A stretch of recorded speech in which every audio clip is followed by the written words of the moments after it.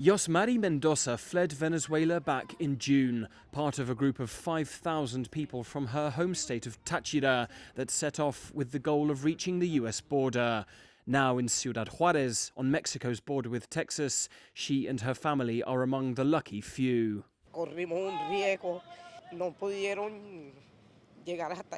We took a big risk and many didn't make it. People died on the way here. Mothers, children, entire families. There was one group that was kidnapped. We saw a lot of death along the way. Indeed, criminality along the migrant trail is growing, a trend observed by aid organizations like Doctors Without Borders, where Camilo Vélez is the Mexico and Central America Deputy Director of Operations. Different criminal groups are currently operating among migrant populations. We hear reports of numerous cases of extortion, kidnappings, sexual violence, all along the migrant route. In Juárez, a town that has long struggled with violence, migrants also have to contend with organised crime.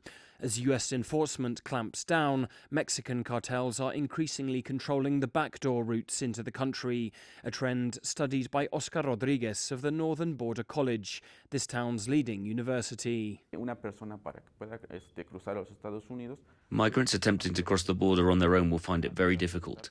Criminal groups are very powerful throughout the border region, and migrants who have not paid for the right to cross at parts of the border controlled by criminals can lose their lives.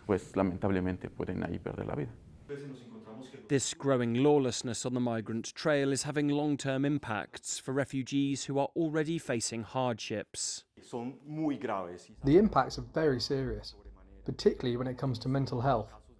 We have seen suicides and worsening instances of domestic violence resulting from these experiences.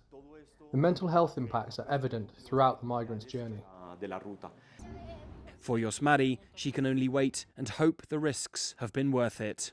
As criminality soars on the migrant trail, the long-term impacts on refugees, even if they reach their goal, may stay with them throughout their lives in America. Alasdair, Baverstock, CGTN at the U.S. Mexico border.